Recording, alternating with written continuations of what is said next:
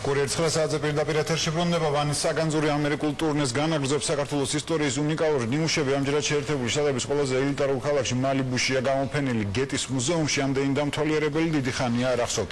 ანტიკური ვანის ექსპონატების სანახავად ჯერ კიდევ გამოფენის გახსნამდე ასეულობით ადამიანი იყო ჩაწერილი. რა გამოხმაურება მოყვა ექსპერტებისგან და დამთვალიერებლისგან ქართული საგანძურის ექსპოზიციას ამის შესახებ დავით ნიკურაძე ისაუბრებს მალიბუდან. ქართული ოქროს სანახავად მალიბუს გეტი ვილაში 700-მდე დამთვალიერებელი მოვიდა. ეს არის რეკორდული მაჩვენებელი გეტის მუზეუმში. ვანის უნიკალური ექსპონატები ჰოლივუდის ვარსკვლავების ქალაქში 5 ოქტომბრამდე დარჩება. კალიფორნიის ელიტარულ ქალაქ მალიბუში, სადაც ჰოლივუდის ვარსკვლავები და მსოფლიოში ცნობილი ადამიანები ცხოვრობენ, უკვე რამდენიმე დღეა ქართული საგანძურია გამოფენილი.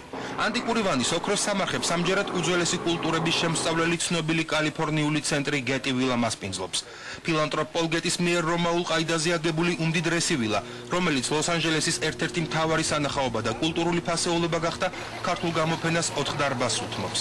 კალიფორნიის ყველაზე პრესტიჟულ კულტურულ ცენტრში, რომელიც თავად არის წყნარი ოკეანის სამსანაპიროს საოცრება, ამბობენ, რომ ქართული ოქროს მასპინძლობა გეტი ვილას ღირსებაა.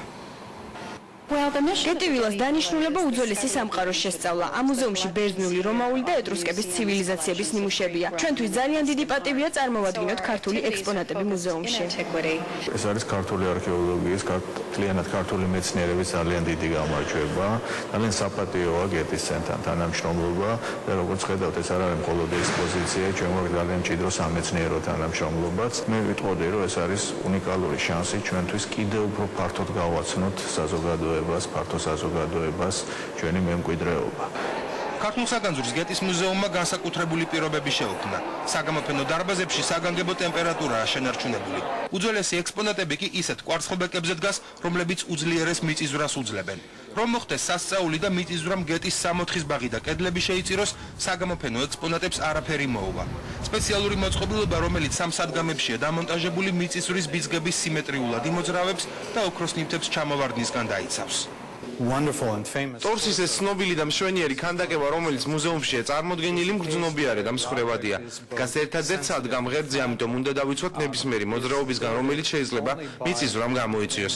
პედესტალის შიგნით დამონტაჟებულია საყრდენის იზოლირების 3 სართულიანი მოწყობილობა. დაანგარის პირველი ნაწილი იატაკზეა, მეორეს ჩრდილოეთიდან სამხრეთის მხარეს მოძრაობა შეუძლია, ზედა ნაწილს კი აღმოსავლეთიდან დასავლეთის მიმართულებით.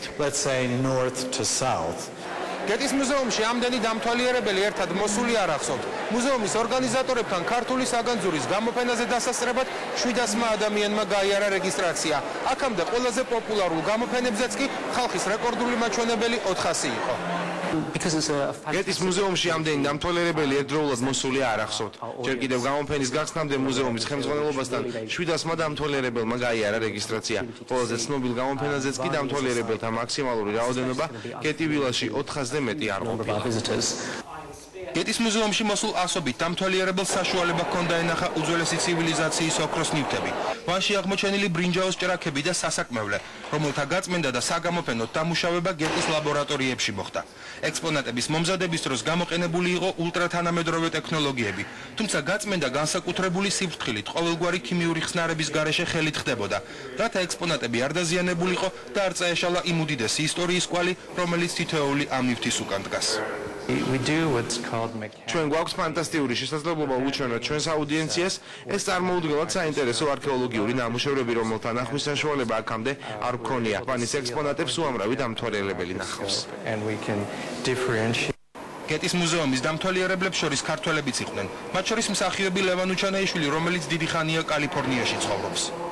იმედია, რომ მრავალი ჩვენი მეგობარი და თვითონ ქალაქში მცხოვრები ვარსკვლავით, შეიძლება ითქვას, ჰოლივუდის წარმომადგენლები გაიგებენ მოვლენ და იმედია, რომ ამით კიდევ ერთხელ გაიცნობა საქართველოს უკვე იმ კუთხით, რაც აქამდე არ ქონდათ საშუალება, რომ ენახა და გაიცნო.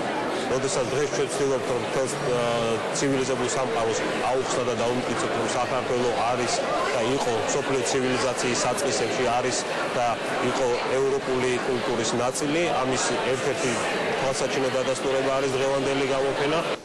ანტიკური ვანის ექსპონატები გეტიში 5 ოქტომბრამდე დარჩება. მალიბუ იყო ამერიკული ტურნეს ბოლო ქალაქი. მანამდე კი ქართული საგანძური ვაშინგტონის სმითსონიანის მუზეუმსა და ნიუ-იორკის უნივერსიტეტის ანტიკური სამყაროს კვლევების ინსტიტუტში იყო გამოფენილი. ანუ იმ ქალაქებში, სადაც თავმოყრილია ამერიკის სამეცნიერო, პოლიტიკური და ბიზნეს ელიტა.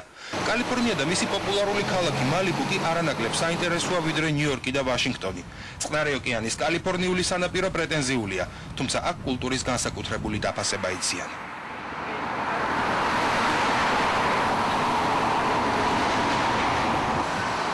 ანტიკური ვანის ოქროს სამარხები ამერიკულ ტურნეს მალიბუში დაამთავრებს. ქართული ოქროს საგანძურის გამოფენები კი შემოდგომიდან ისევ ევროპაში დაიწყება. ეს იყო დავით ნიკურაძე მალიბუდან.